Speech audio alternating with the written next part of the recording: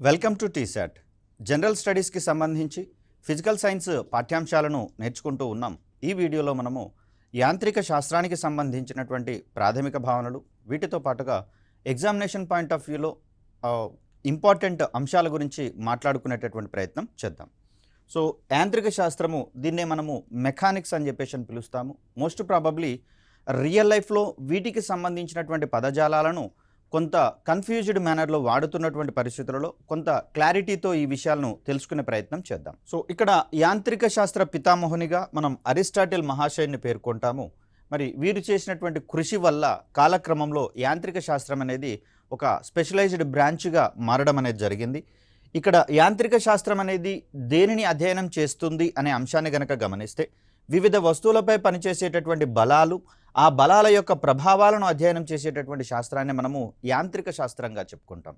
ప్రాచీన కాలంలో మానవుడు జంతువులను వేటాడేటటువంటి సందర్భంలో కొనదేలినటువంటి రాళ్లను కావచ్చు, కర్రలను కావచ్చు, వాటి మీదకి విసిరేసేటటువంటి సందర్భంలో ఆ వస్తువులు, విసరబడినటువంటి వస్తువులు మరియు జంతువులు ఎంత దూరంలో ఉన్నాయో బేరీజు వేసుకుంటూ వీటిని విసరాల్సి వచ్చేది. మరి కాలక్రమంలో ఆ రకమైనటువంటి అధ్యయనాలన్నీ కూడా మనకు యాంత్రిక శాస్త్రంగా ఆవిర్భవించాయని చెప్పేసి చెప్పుకుంటూ ఉంటాం. అలా యాంత్రిక శాస్త్రం అనేది జనజీవన స్రవంతిలో ఒక ఇంపార్టెంట్ ఆస్పెక్ట్గా మారిపోయినటువంటి అంశాన్ని చూస్తాం. ఇక్కడ యాంత్రిక శాస్త్ర భావనలకు సంబంధించి చూస్తే దీన్ని రెండు అంశాలుగా అధ్యయనం చేయాల్సి వస్తుంది. దాంట్లో మొదటిది గతి శాస్త్రము అయితే, మరొకటి శుద్ధ గతిక శాస్త్రంగా మనం చూస్తాం.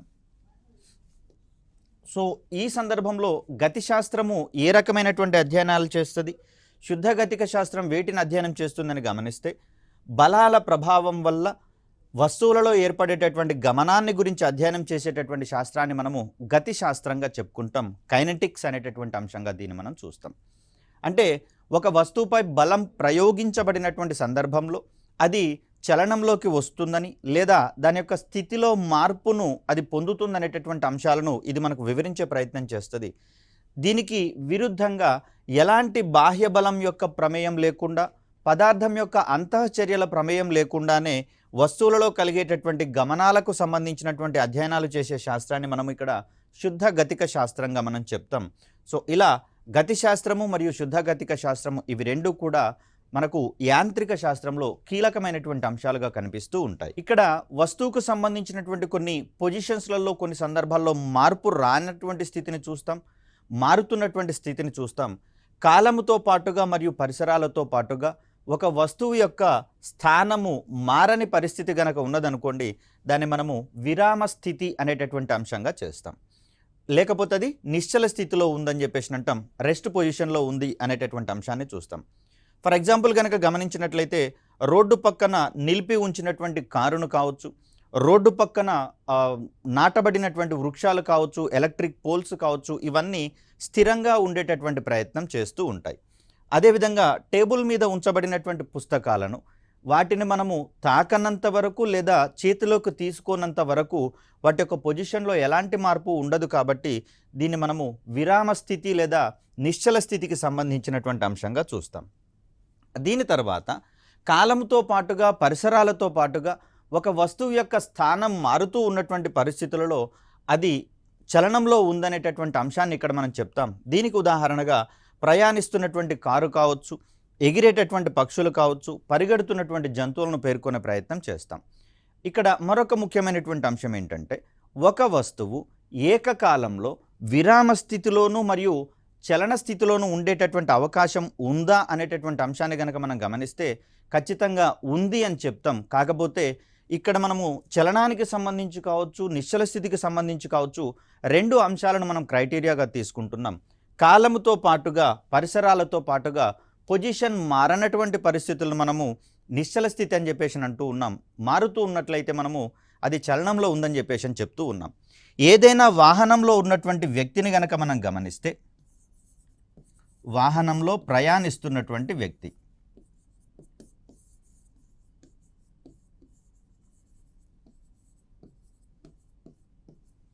సో బాహ్య పరిసరాలు అంటే ఆ వాహనం వెలుపల ఉన్నటువంటి పరిసరాలతో గనక కంపేర్ చేస్తే, వాహనంతో పాటుగా వ్యక్తి కూడా ప్రయాణిస్తూ ఉన్నాడు కాబట్టి ఆ సందర్భంలో పరిసరాల దృష్ట్యా చూస్తే ఆ వ్యక్తి కూడా చలనంలో ఉన్నట్లుగా మనం చూస్తాం, ఎందుకంటే పొజిషన్ మారుతూ ఉంది కాబట్టి.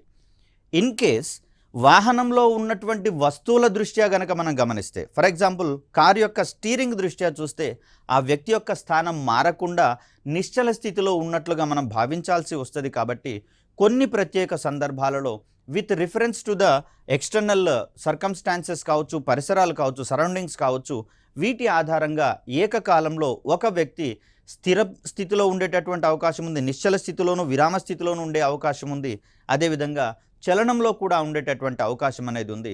వాహనం బయటి పరిసరాలతో కంపేర్ చేస్తే చలనంలో ఉన్నట్లుగా, వాహనం లోపల ఉన్నటువంటి పరిసరాలతో చూస్తే తను నిశ్చల స్థితిలో ఉన్నట్లుగా మనం భావించాల్సి వస్తుంది.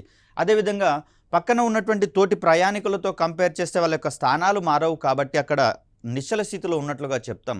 వాహనం వెలుపల ఉన్నటువంటి వ్యక్తుల దృష్ట్యా గనక మనం గమనిస్తే చలనంలో ఉన్నట్లుగా భావించాల్సి వస్తుంది. కాబట్టి ఇలాంటి సెన్సిటివ్ ఏరియాస్ మీద మనకు స్టేట్మెంట్ రిలేటెడ్ క్వశ్చన్స్ వచ్చేటటువంటి అవకాశం ఉంది. కాబట్టి వీటిని జాగ్రత్తగా పరిశీలించాల్సి వస్తుంది. సో ఇక్కడ చలనానికి సంబంధించి ఎన్ని రకాలు ఉంది అనేటటువంటి అంశాన్ని కనుక మనం గమనిస్తే, చలనం అనేది సాధారణంగా 3 రకాలుగా ఉన్నట్లుగా మనం చూస్తాం. వీటికి సంబంధించినటువంటి అధ్యయనాలన్నీ కూడా మనం మెకానిక్స్లో భాగంగా పరిశీలించే ప్రయత్నం చేస్తాం. సో దీంట్లో మొదటిది రేఖీయ చలనం. అంటే ఒక వస్తువు సరళ రేఖా మార్గంలో ప్రయాణం చేస్తూ ఉంటే దాని యొక్క చలనాన్ని మనం ఇక్కడ లీనియర్ మోషన్ లేదా రేఖీయ చలనం అని చెప్పేసి అంటాం. అలా కాకుండా ఒక వస్తువు తన యొక్క అక్షాన్ని లేదా ఒక స్థిరమైనటువంటి బిందువుని ఆధారంగా చేసుకొని దాని యొక్క స్థానాన్ని పరస్పరం మార్చుకుంటూ ఉన్నట్లయితే దాన్ని మనము భ్రమణ చలనము, రొటేటరీ మోషన్ అనేటటువంటి పేరుతోటి చెప్తాం. ఫర్ ఎగ్జాంపుల్ భూమిని గనక గమనిస్తే చూడండి, ఉత్తర దక్షిణ ధృవాలను కలిపేటటువంటి ఒక ఊహాత్మక రేఖను అక్షం అనుకుంటే ఆ అక్షం వెంబడి తన చుట్టూతో తాను భ్రమణం చెందేటటువంటి ప్రయత్నం చేస్తుంది. మరి దాన్నే మనం ఇక్కడ భ్రమణ చలనంగా చెప్పుకుంటాం. మరొక అంశం ఏంటి అంటే, ఏదైనా ఒక స్థిర బిందువు నుంచి వేలాడుతూ ఆ స్థిర బిందువుకి ఆధారంగా చేసుకుంటూ అటు ఇటు కదిలేటటువంటి చలనము మూడవ రకమైనటువంటి చలనము. ఇక్కడ మనకు కనిపిస్తోంది, పైన ఉన్నటువంటి సపోర్టుని ఆధారంగా చేసుకొని ఒక దారం సహాయంతో ఒక లోహపు గుండును మనం వేలాడదీసినటువంటి పరిస్థితులలో దీనిని ఒకవైపుకి లాగి వదిలేసినట్లయితే 2 స్థిర బిందువుల మధ్య అది సుస్థిరంగా డోలనాలు చేసేటటువంటి ప్రయత్నం చేస్తుంది లేదా కంపనాలు చేసేటటువంటి ప్రయత్నం చేస్తుంది. సో ఇది ముందుకు వెనుకకు వస్తుంది. రెస్ట్ పొజిషన్కి వచ్చినటువంటి పరిస్థితులలో ఇది సమతా స్థితిలో ఉన్నటువంటి పొజిషన్ని మధ్యలో ఉన్నటువంటి ఈ అమరిక అనేది మనకు చెప్తుంది. సో ఇలాంటి చలనాలను మనం ఇక్కడ సరళ హరాత్మక చలనము, సింపుల్ హార్మోనిక్ మోషన్గా చెప్తాం. మరి ఈ కాన్సెప్ట్స్ ఏంటి, వాటికి సంబంధించినటువంటి అనువర్తనాలు అనేవి మనకు మెకానిక్స్లో చాలా కీలకమైనటువంటి అంశాలుగా కనపడుతూ ఉన్నాయి. ఇప్పుడు వాటిని ఒక్కొక్క దాన్ని అధ్యయనం చేసే ప్రయత్నం చేద్దాం. సో ఇక్కడ రేఖీయ చలనం అంటే ఒక వస్తువు రుజుమార్గంలో చేసేటటువంటి ప్రయాణాన్ని లేదా చలనాన్ని రేఖీయ చలనం అని చెప్పేసి చెప్తూ ఉంటాం. మరి రేఖీయ చలనానికి సంబంధించినటువంటి కొన్ని భావనలను గమనించేటటువంటి ప్రయత్నం చేద్దాం. దీంట్లో మొదటగా మనం చెప్పేటటువంటిది దూరము. అంటే రేఖీయ చలనంలో ఉన్నటువంటి వస్తువు ఎంత దూరం ప్రయాణించిందో లేదా దాని యొక్క మార్గం పొడవు ఎంత ఉందో చెప్పేదే మనకు దూరంగా మనం చెప్తాం. చలనంలో ఉన్న వస్తువు యొక్క ప్రయాణించిన మార్గం మొత్తం పొడవును మనం ఇక్కడ దూరంగా చెప్తున్నాం. అంటే మార్గం యొక్క పొడవును మనం ఇక్కడ దూరము లేదా డిస్టెన్స్ అనేటటువంటి ప్రయత్నం చేస్తూ ఉన్నాం. ఇక్కడ ప్రయాణించినటువంటి మార్గము సరళ రేఖా మార్గంలో ఉందా, వంపు మార్గంలో ఉందా అనేటటువంటి క్లారిటీ మనం ఇవ్వట్లేము. కానీ ఆ ప్రయాణించినటువంటి మార్గం యొక్క మొత్తం పొడవునే మనం దూరంగా చెప్తున్నాం. ఈ దూరం అనేటటువంటి భౌతిక రాశికి సాధారణంగా దిశ అనేది ఉండదు. అంటే ఒక నిర్దిష్టమైనటువంటి దిశలో కాకుండా ఏ దిశలోనైనా చేసేటటువంటి ప్రయాణానికి సంబంధించిన అంశంగా మనం చూస్తాం. కేవలం పరిమాణం మాత్రమే ఉంటుంది. అంటే ఎంత దూరం ప్రయాణించిందనే విషయంలో దానికి ఒక వాల్యూ, ఒక నెంబర్ మాత్రమే ఉంటుంది. కాబట్టి దిశ ఉండదు, పరిమాణం మాత్రమే ఉంటుంది. కాబట్టి ఇలాంటి భౌతిక రాశుల్ని మనము అదిశ రాశులుగా మనం చెప్తాం. స్కేలార్ కాంపోనెంట్గా దీన్ని మనం చెప్తాం. రైట్. సో ఇక్కడ దూరం యొక్క ప్రమాణాలను కనుక గమనిస్తే పొడవుకు ఏ రకమైనటువంటి ప్రమాణాలు ఉంటాయో ఆ ప్రమాణాలన్నీ దీనికి వర్తింపజేసేటటువంటి ప్రయత్నం చేస్తాం. ఇక ఈ రేఖీయ చలనంలో ఉన్నటువంటి మరొక కాన్సెప్ట్గా మనకు స్థానభ్రంశం అనేది కనిపిస్తూ ఉంది. దీన్నే మనము డిస్ప్లేస్మెంట్ అంటాం. సో ఇక్కడ దూరంకి మరియు స్థానభ్రంశానికి మధ్య స్థిరమైనటువంటి డిఫరెన్సెస్ కొన్ని ఉన్నటువంటి ధర్మిలా వీటిని జాగ్రత్తగా గమనిద్దాం. చలనంలో ఉన్నటువంటి ఒక వస్తువు స్థానంలో నిర్ణీత దశలో లేదా నిర్ణీత దిశలో వచ్చేటటువంటి మార్పుని మనం ఇక్కడ స్థానభ్రంశం అనేటటువంటి ప్రయత్నం చేస్తాం. ఇందాక దూరం గురించి మాట్లాడుకున్నప్పుడు దిశ యొక్క ప్రమేయం గురించి మనం మాట్లాడుకోలేదు, కానీ స్థానభ్రంశం విషయంకి వచ్చేసరికల్లా ఒక నిర్ణీత దిశకు మనం ఫిక్స్డ్గా ఉంటూ ఉన్నాం కాబట్టి దాన్ని ఖచ్చితంగా మనం పరిగణలోకి తీసుకుంటూ ఉన్నాం. లేదా వస్తువు యొక్క తొలి స్థానాన్ని మరియు తుది స్థానాన్ని కలిపితే ఏర్పడేటటువంటి సరళ రేఖ యొక్క మొత్తం పొడవును దాని యొక్క స్థానభ్రంశము డిస్ప్లేస్మెంట్గా మనం పరిగణిస్తూ ఉన్నాం.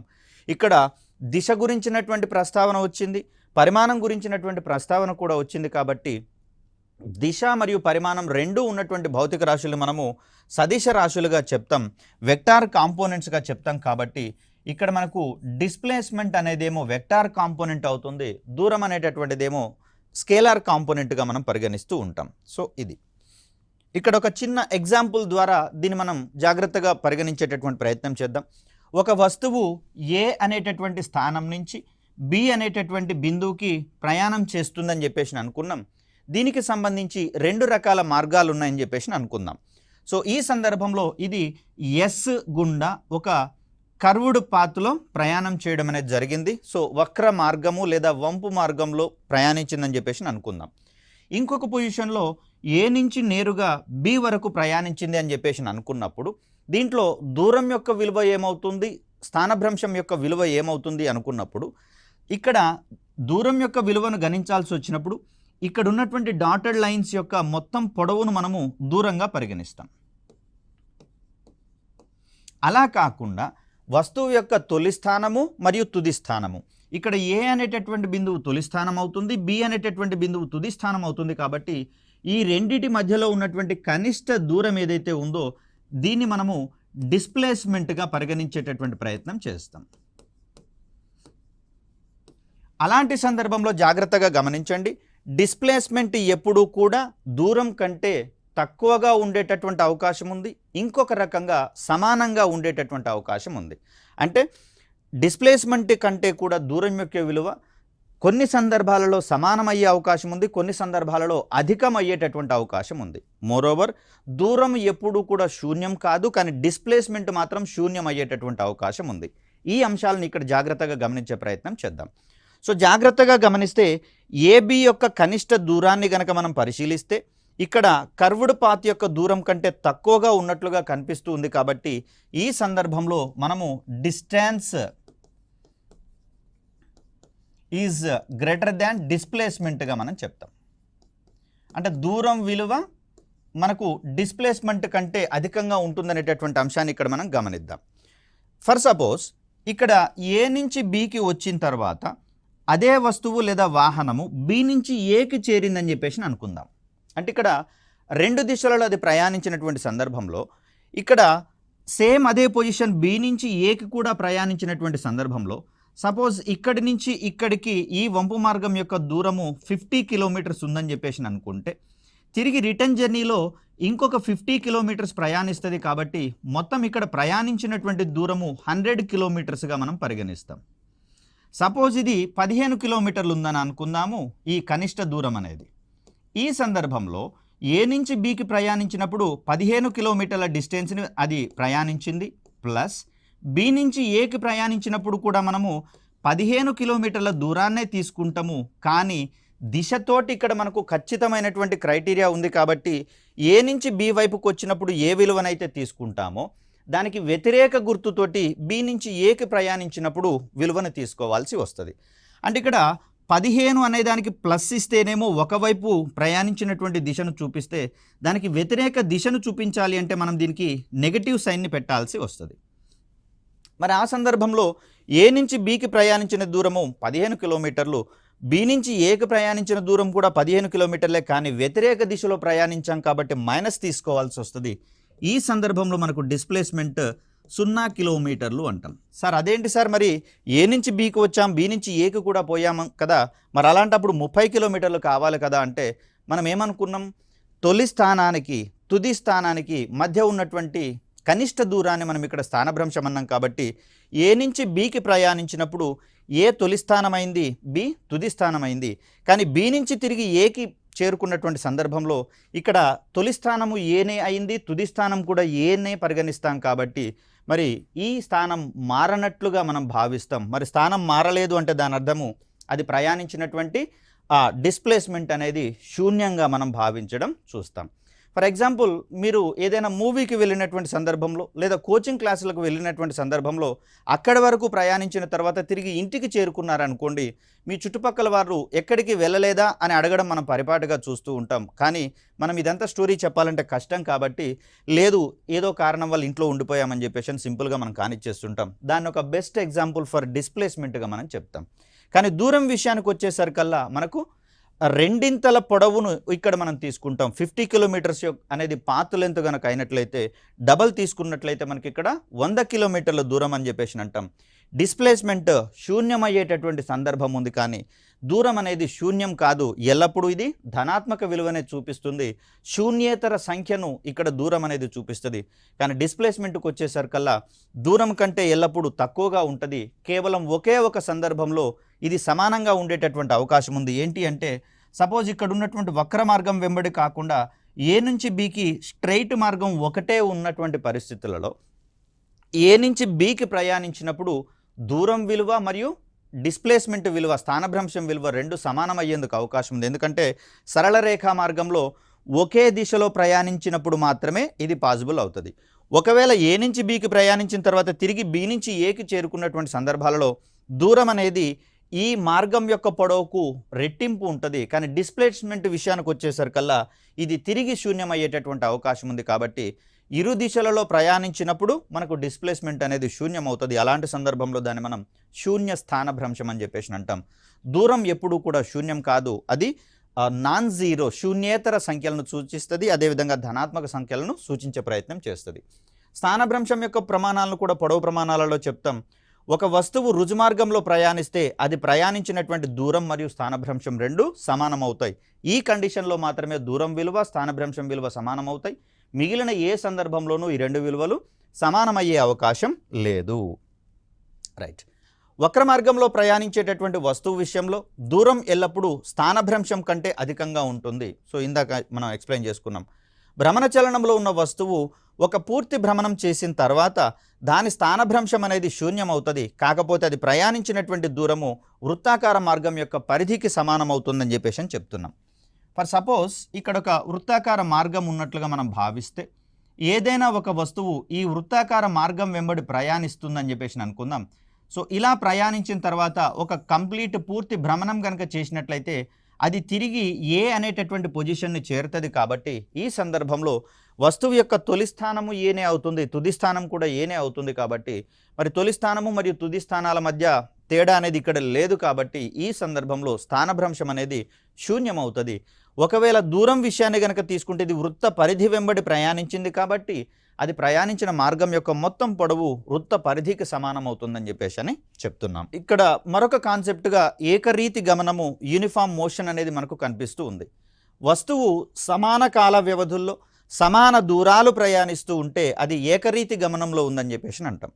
ఫర్ ఎగ్జాంపుల్ 0 అనేటటువంటి ఈ రెస్ట్ పొజిషన్ దగ్గర నుంచి కారు బయలుదేరింది అనుకుందాం. ఏ దగ్గరకు వచ్చేసరికల్లా 4 మీటర్ల దూరాన్ని ప్రయాణించింది. ఇందుకు 2 సెకండ్ల కాలాన్ని తీసుకుందని చెప్పేసి అనుకుందాం. ఏ నుంచి బికి వచ్చేసరికల్లా ఇక్కడ తిరిగి మనకు 2 సెకండ్ల దూరము మరియు 8 మీటర్ల దూరాన్ని గనక అది ప్రారంభ స్థానంతో పోలిస్తే చేరుకుందని చెప్పేసి అనుకుంటే మరి ఏ నుంచి బికి చూసినా 4 మీటర్లే ఉంది డిఫరెన్స్. 0 నుంచి లేదా ఓ నుంచి ఏకు చూసుకున్నా కూడా 4 మీటర్ల డిఫరెన్స్ ఉంది. కాబట్టి మొదట 2 సెకండ్ల కాలంలో 4 మీటర్లు దూరం ప్రయాణించింది. నెక్స్ట్ ఇంటర్వెల్లో మరొక 2 సెకండ్ల కాలంలో 4 మీటర్ల దూరాన్ని ప్రయాణించింది. ఇంకొక 2 సెకండ్ల డ్యూరేషన్ని తీసుకుంటే ఇది 12 మీటర్ల దూరాన్ని ప్రయాణించింది. అలాంటి సందర్భంలో కాల వ్యవధులు సమానంగా ఉన్నాయి 2 సెకండ్లని. అదేవిధంగా దూరం విషయం చూసుకుంటే ప్రతి ఇంటర్వెల్లోనూ అది 4 మీటర్ల దూరాన్ని ప్రయాణిస్తూ ఉంది. కాబట్టి ఈ సందర్భంలో ఈ కారు ఏకరీతి గమనంలో ఉందని చెప్పేసి చెప్తాం. కొన్ని సందర్భాల్లో స్పీడ్ హెవీగా ఉన్నటువంటి పరిస్థితులలో ఇది సాధ్యం కాకపోవచ్చు. కానీ యూనిఫామ్ స్పీడ్ మెయింటైన్ చేసేటప్పుడు అంటే గంటకు ఫర్ ఎగ్జాంపుల్ అక్కడ నోటీస్ బోర్డు మీద 40 కిలోమీటర్స్ పర్ హవర్ ఉంది అని చెప్పేసి అనుకుందాం. మనం కూడా మెయింటైన్ చేసేటటువంటి స్పీడ్ 40 km/h ఉన్నట్లయితే అప్పుడు మనకు యూనిఫామ్ మోషన్ అంటే ఏకరీతి గమనం అనేది పాసిబుల్ అవ్వడం అనేది జరుగుతుంది. స్థిర వేగంతో ప్రయాణించేటటువంటి వాహనాలన్నీ కూడా ఏకరీతి గమనంలో ఉంటాయి. కానీ అప్పుడే స్టార్ట్ అయినటువంటి వెహికల్ ఏదైతే ఉందో అది ఏకరీతి గమనంలో ఉండే అవకాశం లేదు. అది స్థిరమైనటువంటి వేగాన్ని పొందిన తర్వాత దాని యొక్క చలనాన్ని మనం ఏకరీతి గమనంగా చెప్పుకుంటాం. అదేవిధంగా మరొక కాన్సెప్ట్గా మనం ఇక్కడ వడి అనేటటువంటి అంశాన్ని చూస్తాం. స్పీడ్ అంటాం దీన్ని. చలనంలో ఉన్నటువంటి వస్తువు యొక్క దూరంలోని ప్రయాణించేటటువంటి దూరంలోని మార్పు రేటుని మనం ఇక్కడ వడిగా పేర్కొంటాం. ఫర్ ఎగ్జాంపుల్ వడిని వి అనేటటువంటి అక్షరంతో చూస్తే సో దీంట్లో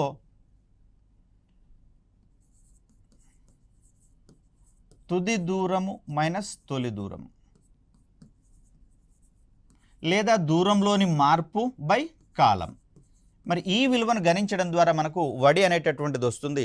పైన దూరానికి సంబంధించినటువంటి ప్రమాణాలు తీసుకుంటాం, హారంలో కాలానికి సంబంధించినటువంటి ప్రమాణాలు తీసుకుంటాం. కాబట్టి వడి యొక్క ప్రమాణాలు మనకు సెంటీమీటర్ పర్ సెకండ్ లేదా మీటర్ పర్ సెకండ్ లేదా కిలోమీటర్ పర్ హవర్ అనేటటువంటి ప్రమాణాలతోటి దీన్ని గమనించేటటువంటి ప్రయత్నం చేస్తాం. మరి వడిని క్యాల్కులేట్ చేసేటప్పుడు మనము దూరాన్ని క్రైటీరియాగా తీసుకున్నాం కాబట్టి దూరం అనేది మనకు అదిశ రాశిగా చెప్తూ ఉన్నాం కాబట్టి ఈ సందర్భంలో వడి కూడా మనకు అదిశ రాశిగానే పరిగణించాల్సి ఉంటుంది. దీని తర్వాత చూస్తే ఒక వస్తువు ప్రయాణించిన దూరాన్ని అది ప్రయాణించినటువంటి కాలంతో భాగిస్తే దాని యొక్క వడి తెలుస్తుందని చెప్పేసి అంటున్నాం. చలనంలో ఉన్నటువంటి ఒక వస్తువు సమాన కాల వ్యవధుల్లో సమాన దూరాలు ప్రయాణిస్తూ ఉంటే అది సమవడితో ఉన్నట్లుగా మనం భావించాల్సి వస్తుంది. ఏకరీతి గమనంలో ఉన్నటువంటి వస్తువుకి ఈ ఏకరీతి వడి లేదా సమవడితోటి ప్రయాణించేటటువంటి అవకాశాలు ఉంటాయి. అదేవిధంగా చూస్తే వేగం అనేటటువంటి మరొక కాంపోనెంట్ని ఇక్కడ మనం పరిగణలోకి తీసుకుంటాం. చలనంలో ఉన్న వస్తువు పొందినటువంటి స్థానభ్రంశంలోని మార్పు రేటునే మనం ఇక్కడ వేగంగా పరిగణిస్తూ ఉన్నాం. మరి ఇక్కడ స్థానభ్రంశం అనేది మనకు సదిశ రాశి కాబట్టి వేగం కూడా మనకు సదిశ రాశిగానే పరిగణించాల్సి వస్తుంది.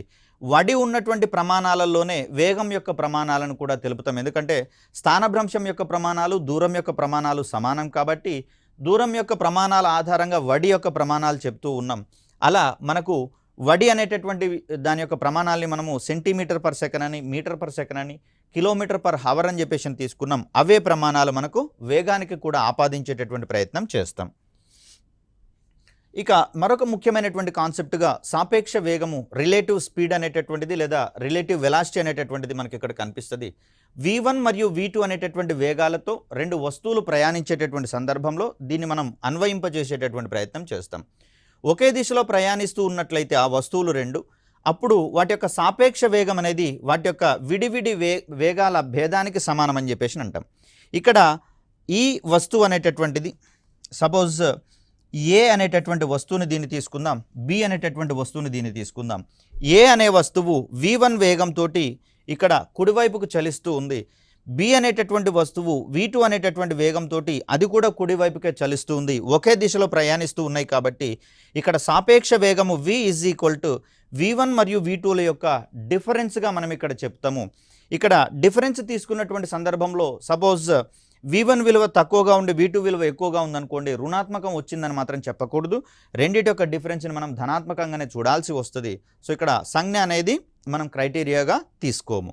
ఒకవేళ ఇవే రెండు వస్తువులు ఎదురెదురుగా ప్రయాణిస్తున్నప్పుడు, ఒకదానికొకటి ఎదురెదురుగా ప్రయాణిస్తున్నటువంటి సందర్భాల్లో వాటి యొక్క సాపేక్ష వేగం అనేది ఆ రెండిటి యొక్క విడివిడి వేగాల బీజీయ మొత్తానికి సమానం అవుతుందని చెప్పేసి అంటాం. ఇన్ అదర్ వర్డ్స్ సాపేక్ష వేగం V = V1 + V2 విడివిడి వేగాలను యాడ్ చేసినప్పుడు ఏ విలువ అయితే వస్తుందో అది వాటి యొక్క సాపేక్ష వేగము పరస్పరం ఎదురెదురు దిశల్లో ప్రయాణిస్తున్నటువంటి సందర్భంలో. ఇక మరొక కాన్సెప్ట్గా మనం ఇక్కడ త్వరణము అనేటటువంటి అంశాన్ని చూస్తాం. ఇది కూడా కాస్త జాగ్రత్తగా చూడాల్సినటువంటి అంశం. ఎందుకంటే దీంట్లో స్థానభ్రంశం విషయంలో మనం శూన్య స్థానభ్రంశం ఉందని చెప్పేసి అనుకున్నాం, కానీ అక్కడ రుణాత్మకమైనటువంటి స్థానభ్రంశం ఉన్నట్లుగా మనం మాట్లాడుకోము. కానీ త్వరణం విషయానికి వచ్చేసరికల్లా రుణాత్మక త్వరణం కూడా ఎగ్జిస్ట్ అయ్యేందుకు అవకాశం ఉంది. కాబట్టి చూద్దాం. చలనంలో ఉన్న వస్తువు పొందిన వేగంలోని మార్పు రేటునే మనం ఇక్కడ త్వరణం అనేటటువంటి పేరుతోటి పిలుస్తున్నాం.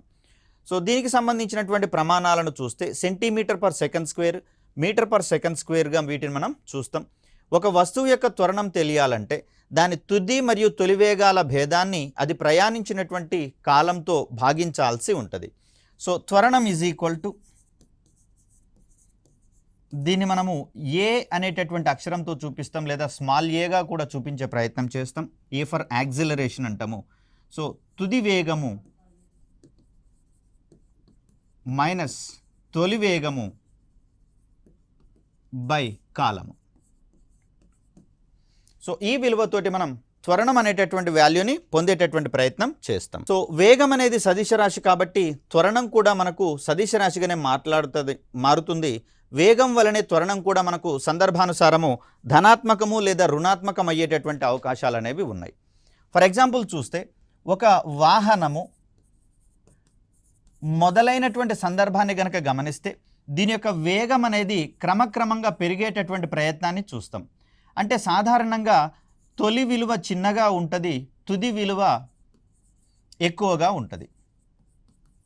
సో ఈ సందర్భంలో తుది వేగము మైనస్ తొలి వేగం తీసుకుంటే మనకు అది ధనాత్మకమైనటువంటి విలువ వచ్చేటటువంటి అవకాశం ఉంది. కాబట్టి ఈ సందర్భంలో అంటే వాహనము ప్రారంభం అవుతున్నటువంటి సందర్భంలో దీని యొక్క త్వరణము అనేది ధనాత్మకం అయ్యేందుకు అవకాశం ఉంది. ఒకవేళ వాహనము ఆగుతూ ఉన్నటువంటి సందర్భంలో గమనిద్దాం. ఇలాంటి సందర్భంలో ఫర్ సపోజ్ వాహనము 40 కిలోమీటర్లు పర్ హవర్ స్పీడ్తో ఉందని చెప్పేసి అనుకుంటే ఈ సందర్భంలో వాహనము రెస్ట్ పొజిషన్లోకి లేదా ఆగేటటువంటి పరిస్థితికి వచ్చేటప్పుడు దీని యొక్క వేగము క్రమక్రమంగా తగ్గుతూ ఉంటుంది. కాబట్టి ఒక సర్టెన్ పొజిషన్ దగ్గర 30 కిలోమీటర్స్ పర్ హవర్ వచ్చింది అనుకుంటే సో ఇది తుది వేగం అవుతుంది, ఇది తొలి వేగం అవుతుంది. అలాంటి సందర్భంలో 30 - 40 బై ఒక 10 సెకండ్స్ తీసుకుంది అనుకుందాం ఈ సమయంలో. అలాంటప్పుడు ఇది -10/10 that means -1 kilometres per hour square. మరి ఇక్కడ మనకు రుణాత్మకమైనటువంటి విలువ కూడా రావడం అనేది జరిగింది. కాబట్టి ఈ సందర్భంలో ఒక వాహనము స్టార్ట్ అవుతున్నటువంటి పరిస్థితుల్లో దాని యొక్క త్వరణము ధనాత్మకంగా ఉంటుంది. అదేవిధంగా అది ఆగుతున్నటువంటి సందర్భంలో లేదా బ్రేక్ వేసినటువంటి సందర్భంలో దాని యొక్క త్వరణము రుణాత్మకంగా మారేటటువంటి అవకాశం ఉంది.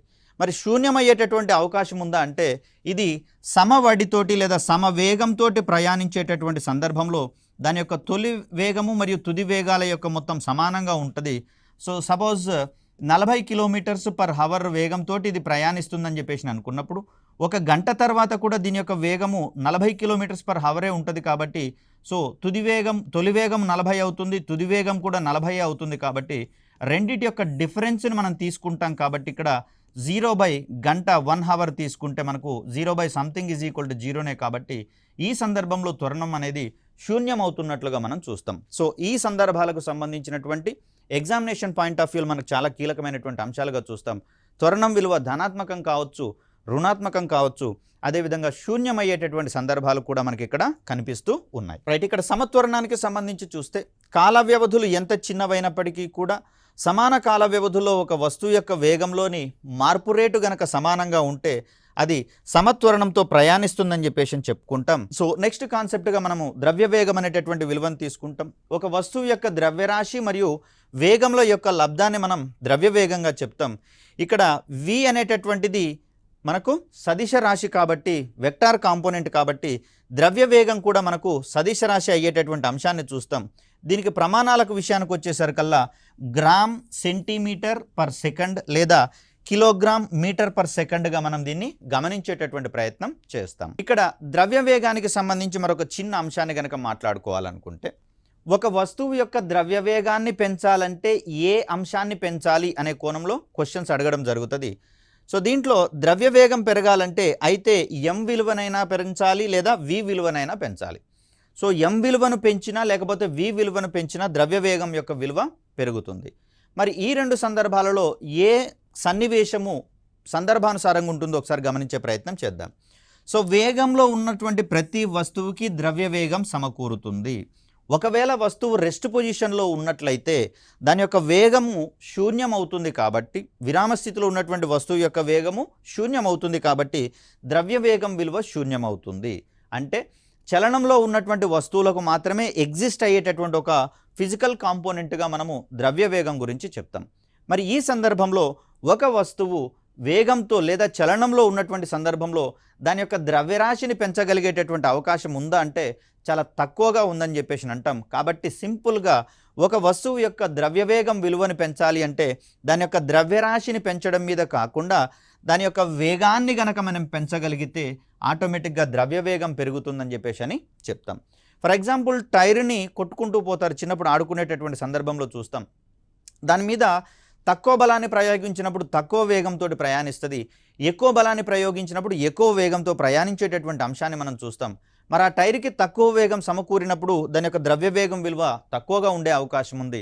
అలా కాకుండా టైర్ మీద అధిక బలాన్ని ప్రయోగించి దాని యొక్క వేగాన్ని పెంచినటువంటి సందర్భంలో ఇక్కడ మనకు దాని యొక్క ద్రవ్య వేగం పెరిగేటటువంటి అవకాశం ఉంది. ఇంకొక చిన్న సన్నివేశాన్ని చూద్దాం. ఏదైనా ఒక కారు నిదానంగా అప్పుడే స్టార్ట్ అవుతుంది, లేదా మూమెంట్లో ఉంది, ఇంజిన్ కూడా ఆన్ చేయలేదు, మూమెంట్లో ఉన్నటువంటి సందర్భంలో దానితో డాష్ కొట్టుతున్నటువంటి సందర్భాన్ని ఒకసారి గమనిద్దాం.